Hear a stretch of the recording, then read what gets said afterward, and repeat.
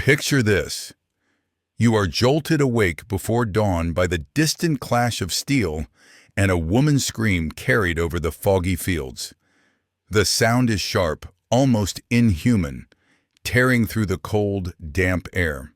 Your breath catches in your throat as your fingers clutch rough homespun blankets, heart pounding so loud you're sure it will give you away. Shadows flicker on the wall. Torchlight, not sunrise. And then, the thunder of boots, the crash of wood splitting, the sickly stench of fear mingling with burning thatch. The world you knew, its gentle routines, its laughter, the warmth of your mother's embrace, vanishes in the blink of an eye. Rough hands drag you from the darkness. The taste of blood already on your tongue where you bit it, refusing to scream. You are thrown to the mud, cold stones scraping your knees, surrounded by men whose faces are painted with streaks of ash and iron. They speak a tongue you barely recognize, harsh, sharp as the edge of the blades pressed to your back. One word you do understand: thrall. There is no time to plead, no time to beg for mercy. The warriors have no patience for tears. Their eyes flick over you with an appraisal that strips you bare, measuring not your worth as a person, but as a prize. Behind you, your village burns, homes collapsing, animals screaming in panic, bodies motionless in the grass. Someone tries to run and falls, cut down in a blur of steel. In that moment, you understand. The rules have changed. You are no longer a daughter, a sister, a wife. You are spoils of war. But here's where the nightmare sharpens.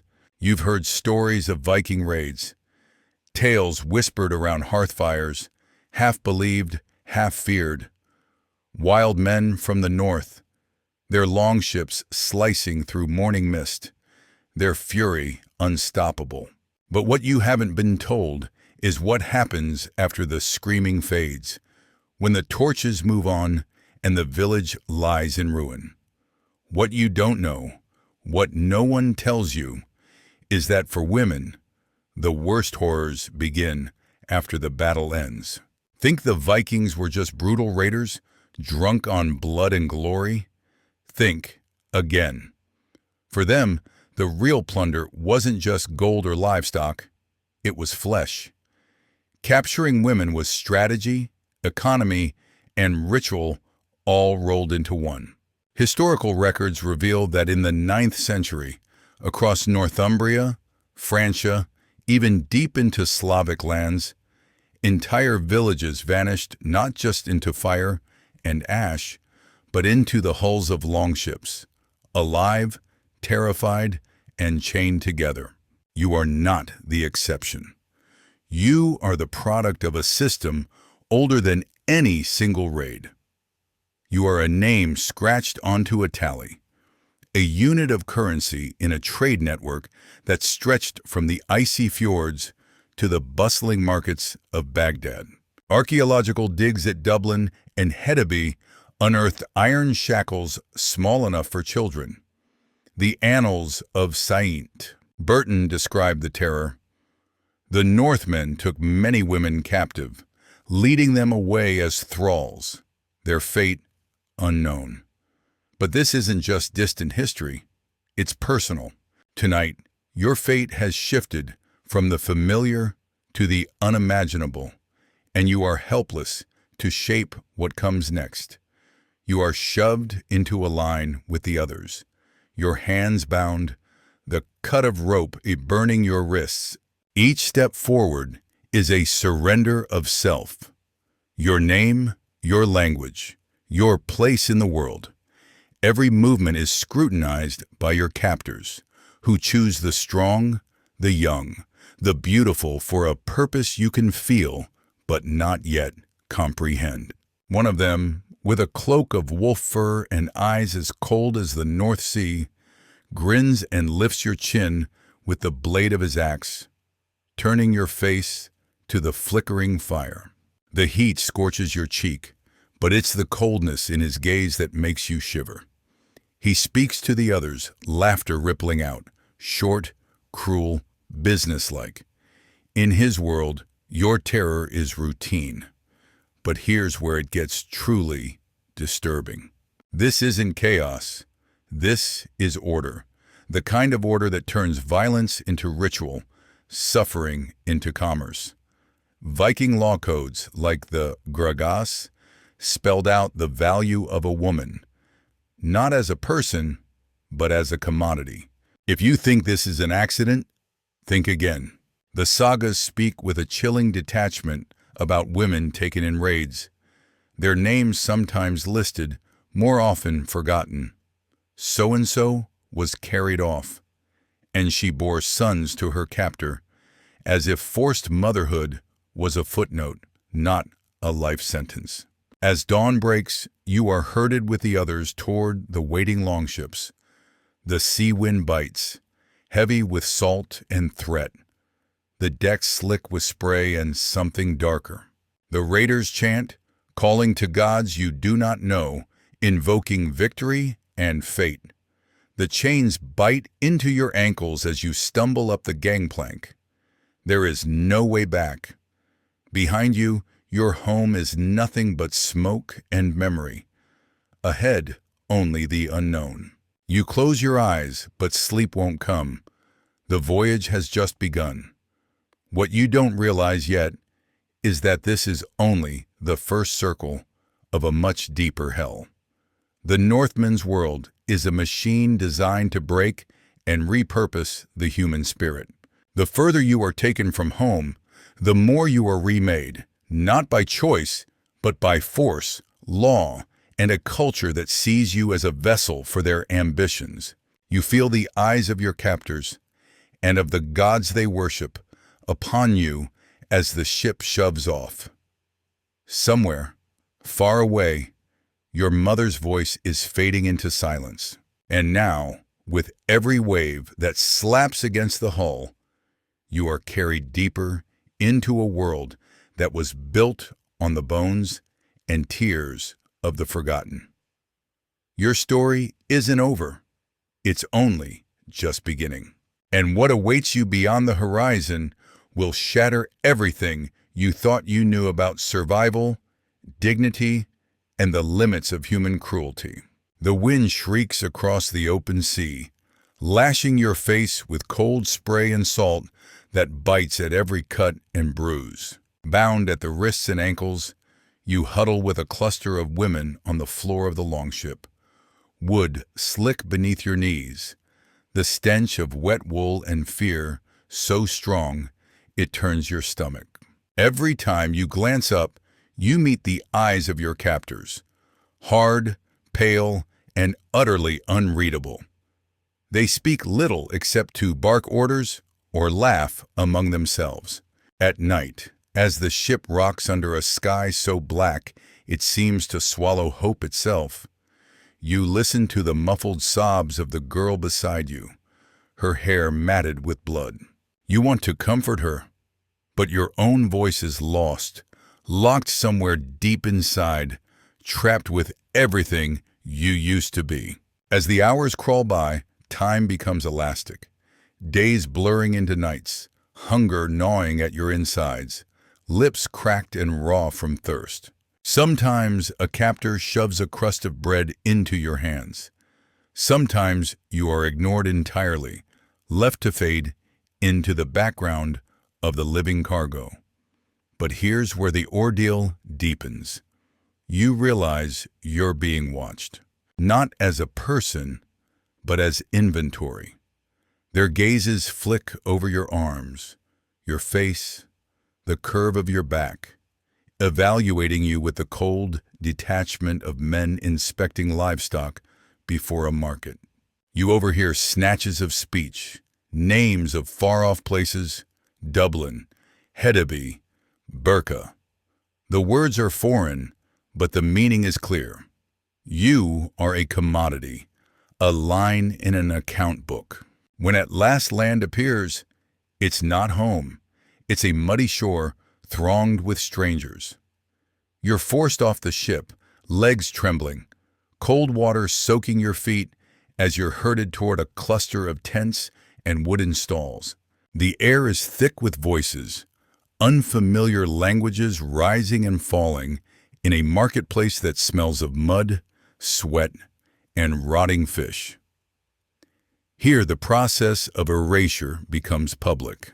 Viking traders, some with coins sewn into their beards, some wearing iron pendants shaped like hammers or crosses, examine you and the other captives as if shopping for tools. Fingers prod your arms, twist your hair, pry open your mouth to check your teeth. Some laugh at your tears, others haggle over your price with the practiced monotony of men who have done this 1,000 times before. But here's where it gets worse. You are made to stand on a raised platform, exposed before a crowd that stares up at you with a mixture of calculation and hunger. A man with a scar down his cheek shouts your description in a language you only half understand. Your height, your hair, the color of your eyes. Bids fly back and forth. One trader gestures to your wrists, as if your hands are the only part of you that matters. The crowd shifts, jostling for a better view. In that moment, you feel your identity dissolve, piece by piece, until you are nothing but a body, an object, a living prize to be claimed by the highest offer. Historical accounts from the annals of Saint Bertin and the writings of Ibn Fadlan describe these markets in brutal detail. Slavic, Anglo-Saxon, and Celtic women lined up in fetters, auctioned under open sky while local chieftains and foreign traders placed bids. Archaeological digs in Dublin uncovered iron shackles, some twisted, some rusted through, alongside hordes of Arabic silver coins, evidence of a transcontinental trade in suffering. The Dublin slave markets alone processed thousands of captives every year, their names never recorded, their fates vanishing into the mist of history. You watch as a woman next to you is sold to a burly man in furs. Her head drops, shoulders shaking, as she is led away. The crowd barely notices. You are next. The trader lifts your chin, turning your face from side to side for all to see. His grip is hard, his expression bored. He calls out a number, and another voice, a woman's, sharp and certain, responds. A wealthy Norse matron, her cloak fastened with a silver brooch, steps forward. Her eyes linger on you, appraising, perhaps remembering when she too was once for sale. She nods, and just like that, your fate is sealed with a handful of coins. You are pulled from the platform, shackles exchanged for a rope leash, your wrists burning. The matron's household servant leads you through the crowd. The roar of the market fades behind you, replaced by a sickening emptiness. You are not a person. You are property. But the horror isn't finished. As you are marched through the muddy streets, men and women pause to stare, some whispering, some smirking, some merely indifferent. You see children playing in the gutter, glancing up with wide eyes. Will they remember your face? Will anyone? Here's what most people never realize about the Viking world. These markets were not rare exceptions. They were routine, legal, organized, accepted. Law codes from the period, like the Norwegian Frostathing law, defined the prices of thralls by age, sex, and strength. One passage reads, "A healthy young woman fetches more than 2 old men." No words for kindness or mercy, just price. By dusk, you reach the matron's home, a longhouse thick with smoke and animal skins, the air inside heavy with the scent of boiled meat and wet dog. You are unchained, pushed into a corner, warned not to speak. The matron's children stare at you with open curiosity, half afraid, half fascinated. You realize that to them, you are as much a part of the furniture as the hearth or the goats in the yard. And yet, somewhere deep within you, a question smolders. Is this all there is? Is there any way back from this? The Vikings called their thralls trell, rootless, voiceless, marked forever by the moment their freedom was stolen. You wonder if your own name will survive, even in a whisper. But before you can dwell on it, a new command comes. You are to serve at the table, to sweep the floor, to tend the fires. Obedience is expected. Resistance will be punished. Your hands tremble as you grip a wooden bowl, every movement watched by eyes waiting for you to stumble. The matron's voice rings out, a warning, or perhaps just a reminder of your place. Now that you've tasted this first, shattering descent into captivity, you're beginning to see how Viking society depended on the systematic erasure of those it conquered. If uncovering these lost voices of history changes how you see the past, subscribe now to keep discovering the truths most history books refuse to tell. The next chapter will reveal what your fate would be after the sale, how the world of your captors turns daily survival into a new form of battle, and how even the faintest act of resistance can bring consequences beyond imagining. What comes next will shatter any hope you had that this nightmare could be temporary. The smell of the longhouse never leaves you. Smoke from the fire pit, sour ale, damp wool, the oily tang of animal fat smeared on wooden beams. Here, beneath a sagging roof, you begin to learn the rules of your new existence. You are not addressed by name, only by commands. Girl. Trell. You. The words land like blows, stripping you further of everything familiar. Each dawn, you rise before the household, your feet already aching from the day before, fingers raw from scrubbing floors that are never clean enough. Eyes follow you everywhere, not just the matron's, but those of her eldest son, silent and watchful, and of servants who avert their gaze, as if your presence might be contagious. Your clothing has changed, too. Homespun wool, rough and unbleached, marked with a patch that proclaims your status. Your hair is cut short, a Viking custom for female thralls, robbing you of the pride you once took in its length. You are set to tasks you've never done, feeding pigs, hauling water from the well, kneading dough until your arms burn. The matron is always near, her voice sharp as a blade. Any mistake, a cracked pot, a spill, draws swift rebuke. She warns you, voice icy with certainty, that punishment for disobedience is swift and severe. A trell who cannot work will be beaten. A trell who tries to run will be worse than dead. The threat lingers in the air, heavier than smoke. But here's where it gets worse.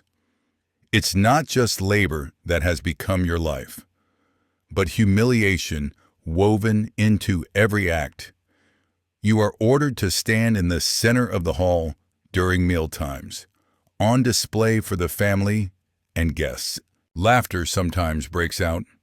Your accent, your clumsy attempts to follow unfamiliar customs.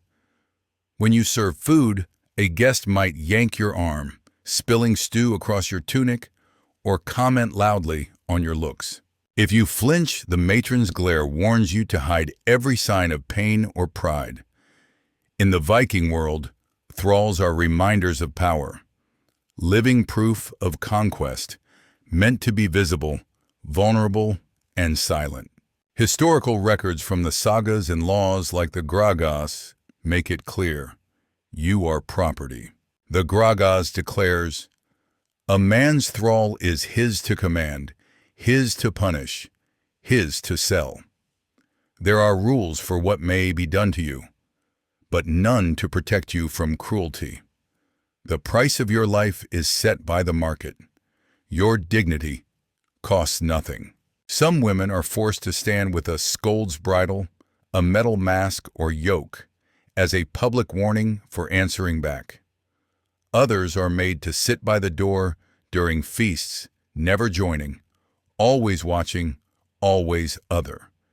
Yet even this is only the surface. In private, the dangers multiply.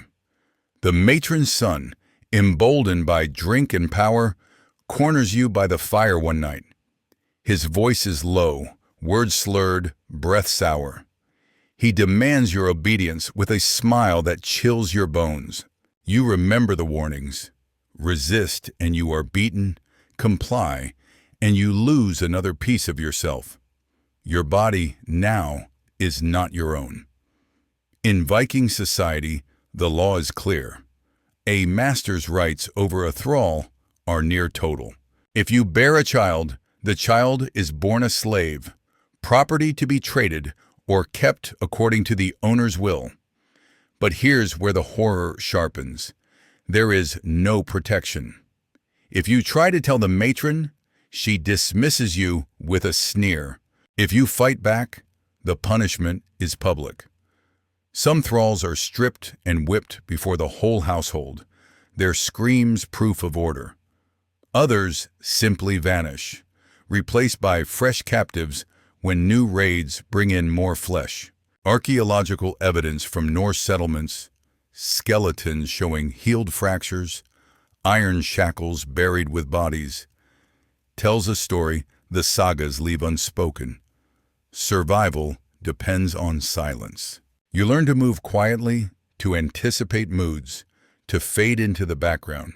You memorize the matron's schedule, avoid the son when he drinks, and trade whispered warnings with the kitchen girl, herself a Finn taken years ago, now more shadow than person. The smallest acts of defiance are dangerous. Hiding scraps of food, comforting a crying child, glancing up too quickly. Every risk carries the memory of what happened to the last woman who dared to escape. They found her body by the river, a warning etched into every bruise. But the system is more than violence. It is legal, ritualized, and relentless. The Frostathing law declares, if a thrall runs, she shall be returned and punished. If she is harbored, the harborer shall pay compensation. There are fines for killing a slave, less than the price of a good horse. Your owner's rights are written into every contract, every saga. Let none pity the fate of a thrall, for it is ordained by the gods and by men, says a chieftain in the Laxdæla saga. The brutality is normalized, expected, invisible to those who benefit. But here's what will keep you awake at night. This world does not remember the names of the women it breaks. Your name has vanished, replaced by a word that means nothing to you. Your memories of home blur, softened by exhaustion and fear. You catch yourself thinking of the longhouse as your place, dreading the loss of even this small corner of existence. The cycle of dawns and dusks becomes your only anchor. The rhythm of labor a thin defense against despair. Still, something inside you resists complete erasure. You cling to small secret acts, a lullaby sung silently while you sweep, a stone hidden in your pocket from the ruins of your old village. But you know that these fragments could be stolen at any moment. In this world, survival is an act of endurance, memory an act of rebellion, and hope a forbidden luxury. What you don't realize yet is that the system can turn even darker. If your owner dies, your fate depends on the whims of heirs. You might be inherited, sold again, or sacrificed in a ritual killing to join your master in the afterlife. In the Oseberg ship burial, archaeologists found the bones of women buried with noble women, thralls, killed to serve beyond the grave. The possibility haunts every sleepless night. You lie awake, heart pounding, listening to the distant howl of wolves, wondering if anyone beyond these walls remembers you as anything but property. Each day, you fight to preserve a piece of yourself, even as Viking law and custom seek to strip you bare. The world around you is a machine built for erasure, but you are not yet entirely lost. The next ordeal will push you further, testing what survival really means when your body, your mind, and your very identity are not your own. Tomorrow, you will wake to a new threat, one that will make even the pain of servitude seem almost merciful by comparison. In this world, resistance is dangerous. But what happens when you can't or won't submit any longer? The answer is waiting in the darkness, more brutal than anything you have faced so far. Night comes quickly in the north. You lie in a corner of the longhouse, straw scratching your skin, the cold creeping under your thin blanket. Yet sleep never comes easy. Not here, not anymore. Every creak of the timber, every drunken shout from the hearth, sends a shudder through your body. This is the new shape of your life, waiting always for what might happen next. You know now that no one is coming to save you. Only you can reckon with what each night will demand. Sometimes it is the matron son who staggers toward your pallet, his breath hot with ale and expectation. Sometimes it is a guest, wealthy, boastful, eager to test what he's been told is his right by conquest.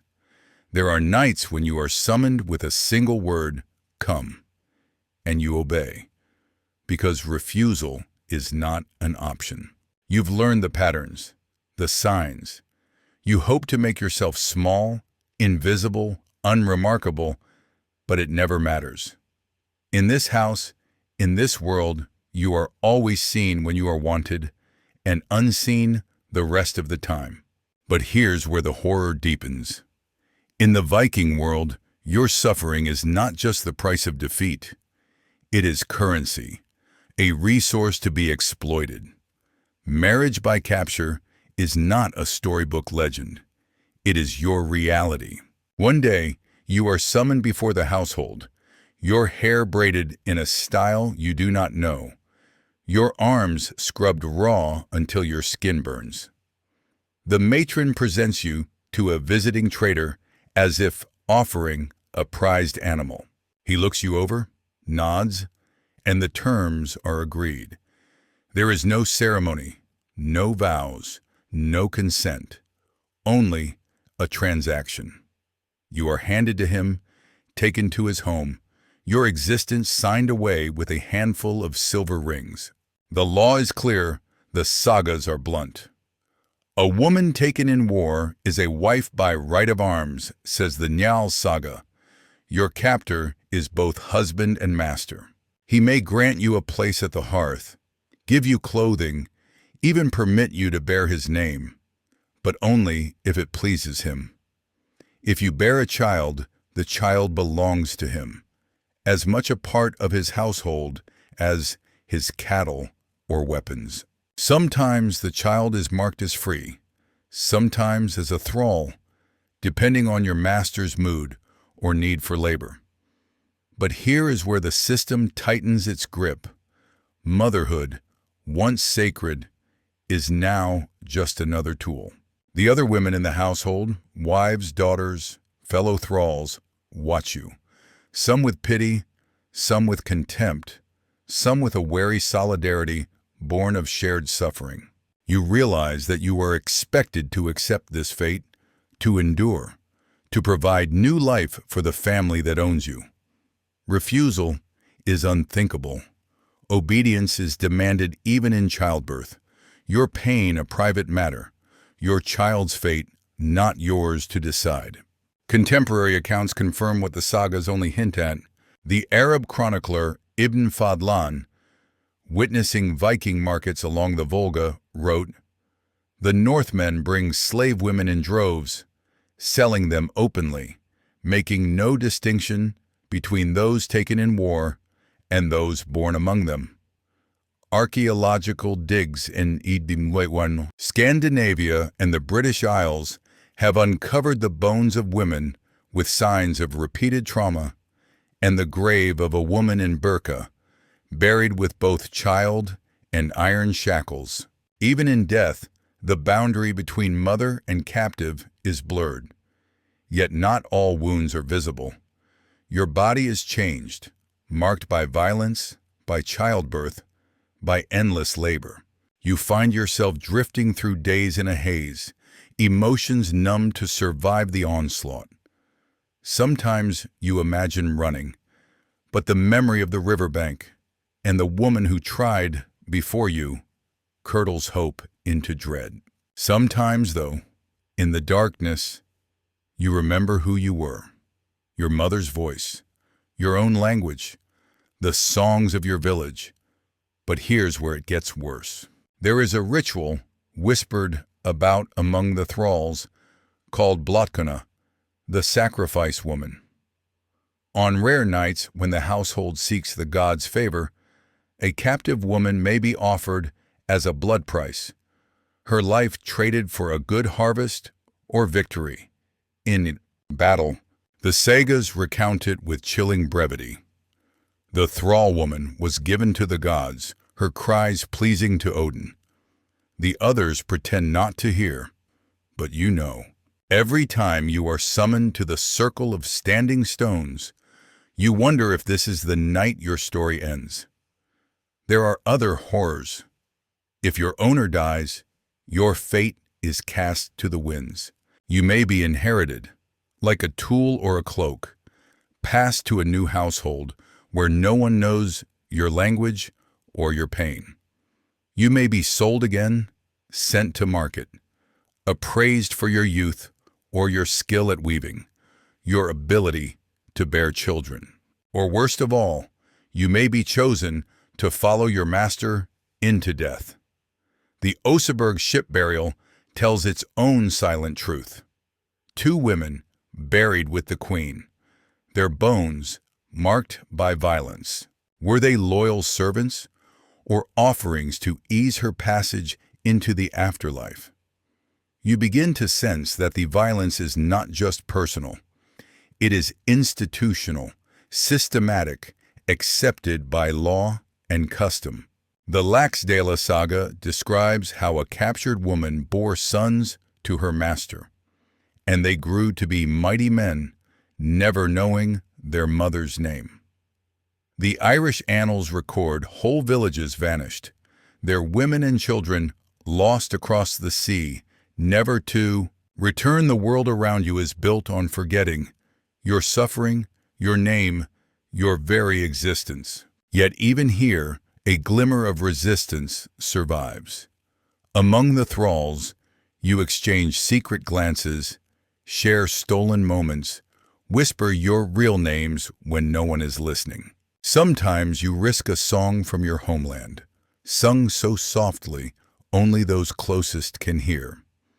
In these small acts, you carve out a space for yourself, however fleeting, however fragile.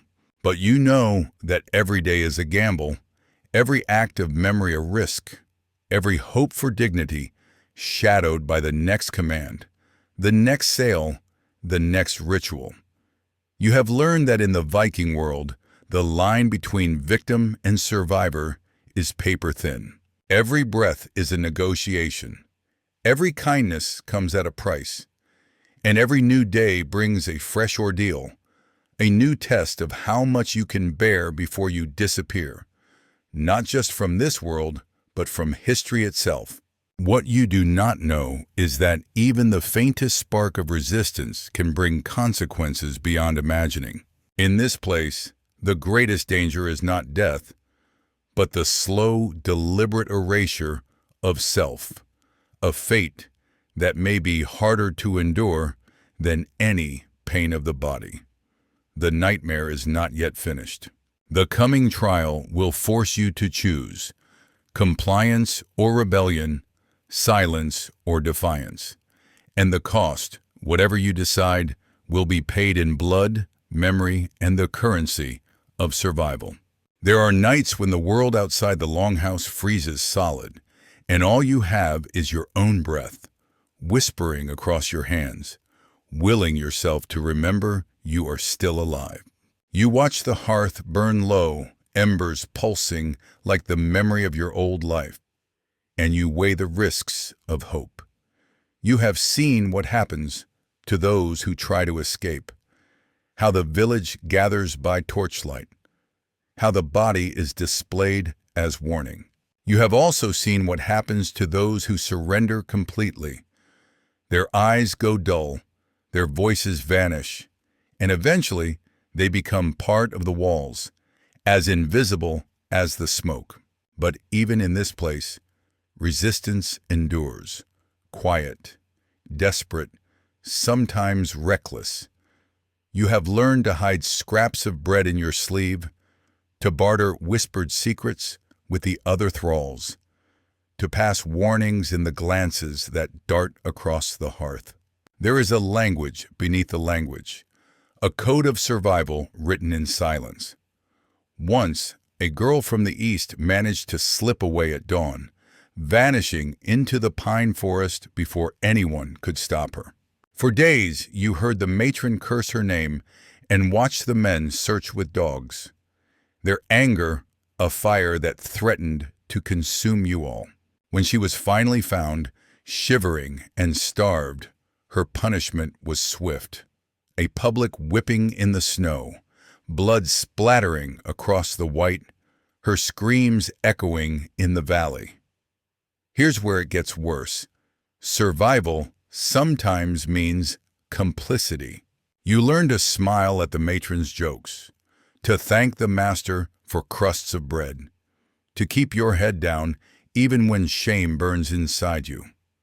Some thralls become trusted enough to run errands to the market or watch over the children. These tiny privileges come at a cost. If one thrall runs, all are punished. The bond of shared suffering is fragile. Sometimes it splinters under pressure, trust breaking as easily as ice on the river. The sagas do not speak of this. The slow, grinding erosion of faith, the isolation that turns every woman's mind into a secret battleground. Yet even here, flickers of agency survive. In rare moments, a thrall gains her freedom through a master's whim, a lucky marriage, or the accumulation of small acts of service over years. The Gragas Law Codex records the process. If a thrall is freed, she shall be given a name, a cloak, and a place at the hearth. But for most, this hope is a cruel mirage. More often, you watch as women age into their role, hands twisted by cold, backs bent from endless labor, eyes forever scanning the horizon for some sign of change. Archaeological finds whisper the truth. In the grave fields outside Birka and Dublin, skeletons of women show bones rebroken and healed, iron shackles still circling fragile ankles. Some are buried beside Norse women, marked as household, while others are laid alone, nameless. Historical accounts describe the rare revolt, a kitchen fire set ablaze in Hedeby, a poisoning in York, a band of thralls slipping away under cover of darkness. Most are caught. Some vanish for good, their names becoming only a rumor passed between the oldest women. But here's the heart of it. Resistance is not always dramatic. Sometimes it's the stubborn will to survive, to remember your own name, to refuse complete erasure. You teach the youngest girls words from your childhood. You hide a stone in your apron, smooth and dark, a talisman from your lost home. On cold mornings you risk a joke, a memory, a forbidden song. Every small act is a wager. Will this draw the matron's wrath, or will it pass unnoticed? Yet, the psychological toll is relentless. The line between hope and despair blurs with each season. You watch the household's freeborn children grow tall and strong, while your own body bears the scars of use and the passage of years. Sometimes, in the hush before dawn, you wonder if you still exist outside these walls, if anyone far away still whispers your name. You force yourself to remember, you are not nothing. You are not a beast. Even now, as another winter closes in, you carve your name with a splinter of bone into the underside of the sleeping bench, a mark, however small, that you were here, that you endured. But here's where it gets cruelest. For every woman who resists, dozens more are broken, their stories swallowed by the churn of daily survival. The law, the sagas, the markets, all conspire to erase you. Yet somewhere, in the future, a scholar sifts earth and finds your mark, a fragment of bone, a thread of cloth. The world has changed, but the scars linger. The legacy you leave is not one of grand rebellion, but of endurance, fragments of identity weathered but unextinguished. The final test is yet to come. When the world demands not just your labor or your body, but your very self. When even the smallest defiance risks utter destruction, will you still choose to fight for what remains inside you? Or will you, at last, surrender the last piece of your memory to the darkness? The answer waits at the end of this ordeal, a question carved into the bones of every woman who vanished into the north. You wake one morning to the sound of shouting, urgent, fearful, different from the daily commands. Smoke pours from the roof beams, and the matron sons rush about, blades drawn. A rival clan has come for revenge, or perhaps it's only bandits. You clutch the sleeping bench, breath caught in your throat, watching as violence tears through the longhouse. In these moments, the old order collapses, and for an instant, fate hangs loose. You could run, you could fight, you could be killed, you could be taken yet again. Your body remembers all the drills of subservience, but your mind howls with one desperate thought. Not again. This is the world's most bitter truth. There is no safety here, only the next ordeal. When the raiders are gone, you are counted again, like sheep, like cattle. The matron's household survives, but several thralls do not. Their bodies are dragged out, stripped of jewelry and cloth, their names lost even before the grave is dug. And in that moment, you realize what the chronicles never say. The violence isn't rare or extraordinary. It's the foundation of everything around you, woven into daily life, as common as bread or snow. Here's where the horror finally peaks.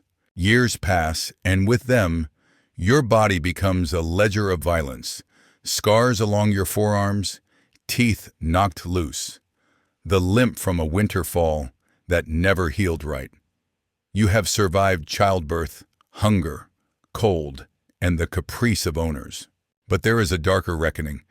In the far fields, workers digging a new well find a pit. The soil is thick with bones, small and large, men and women, children too. Iron rings circle some wrists, bits of colored beads tangled in hair. The villagers know what they have found and what it means. You are told to forget, to keep working, but the image burns behind your eyes. You are not the first. You will not be the last. Documentary anchors multiply. In 2012, archaeologists at Sandbyborg, Sweden, uncovered mass graves of women and children, their deaths sudden and brutal. At Birka and Dublin, entire layers of female skeletons bear marks of restraint, trauma, and sometimes deliberate killing. The law codes don't hide it. The Gulathing law, 11th century, permitted the ritual sacrifice of thralls upon a lord's death, that his house may be well served in the land of the dead. In this world, your value is what can be taken from you, in life or death. But the real horror is the normalization. You hear the matron lecture her daughter, "You are free because you were born so. Never forget what the gods allow for those who are not."